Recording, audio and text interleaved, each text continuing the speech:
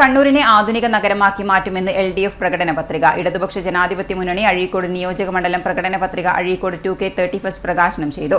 പുതിയതൊരു magnet ഹോട്ടലിൽ CPM കേന്ദ്ര committee അംഗം EP ജയരാജൻ പ്രകാശന കർമ്മം നിർവഹിച്ചു. സ്ഥാനാർത്ഥി KV സുമേഷ്, മുൻ MLA TV Rajesh, M Prakashan master തുടങ്ങിയവരും പങ്കെടുത്തു. ജനങ്ങളാകെ ആഗ്രഹിക്കുന്നതാണ് മറ്റു പ്രദേശങ്ങളുമായി ബന്ധപ്പെട്ട് മാപ്പിനിശ്ശേരി നാറാത്തിനെ ബന്ധിപ്പിക്കുന്ന കല്ലൂരി കടവിന് ജില്ലാ ആസ്ഥാനമായ കണ്ണൂരിനെ ആധുനിക നഗരമാക്കി മാറ്റുമെന്ന് LDF പ്രകടന പത്രിക.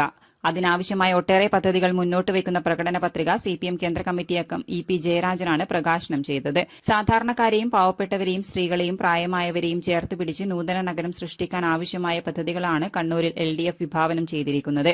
മേലേചൊവ്വ, മട്ടന്നൂർ, മേലേചൊവ്വ, കിഴുത്തള്ളി റോഡുകൾ വീതി കൂട്ടി ദേശീയപാത നിലവാരത്തിലാക്കും. എല്ലാ പ്രധാന റോഡുകളും മെക്കാഡം ചെയ്യും തുടങ്ങി വിവിധതരം പദ്ധതികളും അവതരിപ്പിച്ചിട്ടുണ്ട്.